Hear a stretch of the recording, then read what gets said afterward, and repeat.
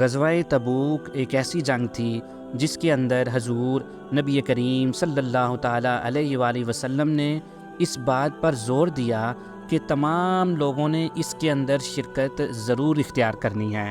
حضور نبی کریم صلی اللہ تعالیٰ علیہ وآلہ وسلم کم و بیش 30,000 کا لشکر لے کر روانہ ہوئے۔ آپ رستے میں تھے تو جو دیگر صحابہ اکرام رضوان اللہ تعالیٰ علیہم اجمعین آپ کے ساتھ تھے تو آ کر آپ کو بتاتے تھے کہ یا رسول اللہ صلی اللہ علیہ وآلہ وسلم فلاں صحابی نے اس جنگ میں شرکت نہیں کی۔ پھر فرماتے تھے کہ یا رسول اللہ فلاں شخص آج غزوہ تبوک میں شرکت اختیار کرنے کے لیے ہمارے ساتھ نہیں نکلا۔ تو حضور نبی کریم صلی اللہ تعالیٰ علیہ وآلہ وسلم آگے سے ارشاد فرماتے تھے کہ اگر اللہ کو منظور ہوا تو وہ ضرور ہمارے ساتھ شرکت اختیار کرے گا۔ میرے بھائی، یہ وقت چلتا جا رہا تھا، ایک عجیب قسم کا ماحول تھا، ایک عجیب قسم کی فضا تھی۔ تمام مسلمان، تمام صحابہ اکرام جوک در جوک اس غزوہ میں شرکت کے لیے حضور نبی کریم صلی اللہ تعالیٰ علیہ وآلہ وسلم کے ساتھ میدان جنگ کی طرف رواں دواں تھے۔ ایک صحابی آئے اور عرض کرنے لگے کہ یا رسول اللہ ابو ذر غفاری بھی اس جنگ میں شریک نہیں ہوئے۔ حضور نبی کریم صلی اللہ تعالیٰ علیہ وآلہ وسلم کو ابو ذر غفاری رضی اللہ تعالیٰ عنہ کے ساتھ ان کے ساتھ بڑی محبت ہوا کرتی تھی۔ ابھی یہ بات ہو ہی رہی تھی تو انہوں نے ایک سائیڈ پہ دیکھا کہ ایک شخص اکیلا صحرا کے اندر اس قافلے کے ساتھ رواں دواں تھا۔ وہ تھوڑا ایک ڈسٹنس، ایک فاصلے پہ تھا۔ حضور نبی کریم صلی اللہ تعالیٰ علیہ وآلہ وسلم نے جب اس شخص کو دیکھا تو فرمایا کہ تو ابو ذر ہو جا، تو ابو ذر ہو جا۔ اور پھر تاریخ نے دیکھا کہ وہ شخص جب حضور نبی کریم صلی اللہ تعالیٰ علیہ وآلہ وسلم کے پاس پہنچا تو وہ واقعی حضرت ابو ذر غفاری رضی اللہ تعالیٰ عنہ تھے۔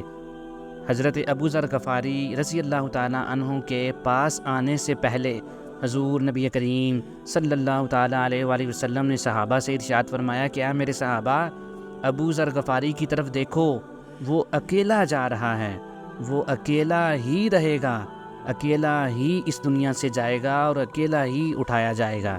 اور تاریخ نے دیکھا کہ حضور صلی اللہ تعالیٰ علیہ وآلہ وسلم کے جانے کے بعد حضرت ابو ذر غفاری رضی اللہ تعالیٰ عنہ پہلے ملک شام چلے گئے، پھر ملک شام سے واپس جب مدینہ آئے حضرت عثمان ذو النورین رضی اللہ تعالیٰ عنہ کی دور حکومت میں، تو آپ نے مدینہ منورہ سے بعض ناگزیر وجوہات کی وجہ سے مدینہ المنورہ سے باہر رہائش اختیار کر لی۔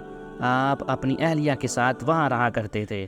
جب آپ کے اس دنیا سے جانے کا وقت قریب آیا تو آپ کی اہلیہ رونے لگیں اور آپ نے پوچھا کہ تم کیوں روتی ہو؟ تو وہ کہنے لگیں اس تنہائی کے عالم میں اکیلے بے یار و مددگار آپ اس دنیا سے جانے والے ہیں، ہماری کون مدد کرے گا؟ آپ کے کفن دفن کا انتظام کون کرے گا؟ اور میرے بھائی، حضور نبی کریم صلی اللہ تعالیٰ علیہ وآلہ وسلم کے اس صحابی نے اپنی بیوی سے کہا کہ مجھے نبی کریم صلی اللہ تعالیٰ علیہ وآلہ وسلم نے ارشاد فرمایا تھا کہ تم اکیلے اس دنیا سے جاؤ گے اور مسلمانوں کی ایک جماعت تمہارا جنازہ پڑھے گی۔ یہ باتیں آپ ابھی کر ہی رہے تھے کہ دور سے ایک قافلہ آیا اور اس نے آ کے آپ کی اہلیہ سے پوچھا کہ کیا ہوا؟ انہوں نے عرض کی کہ ابو ذر غفاری اس دنیا سے چلے گئے ہیں۔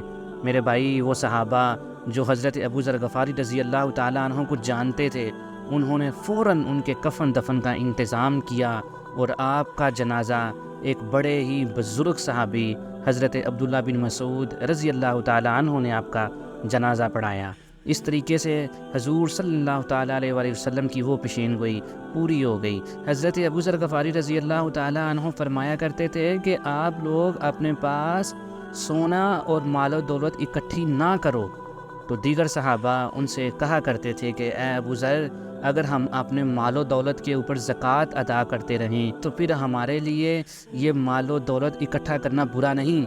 تو حضرت ابو ذر غفاری رضی اللہ تعالیٰ عنہ انہیں فرمایا کرتے تھے کہ یہ حکم تمہارے لیے نہیں ہے، تم نے تو رسول اللہ صلی اللہ تعالیٰ علیہ وآلہ وسلم کے ساتھ زندگی گزاری ہے، تم نے دیکھا نہیں کہ حضور نے کیسے فقر کی زندگی گزاری، یہ حکم دوسرے لوگوں کے لیے ہے، تم تو رسول اللہ صلی اللہ تعالیٰ علیہ وآلہ وسلم کی سنت کے اوپر عمل کیا کرو۔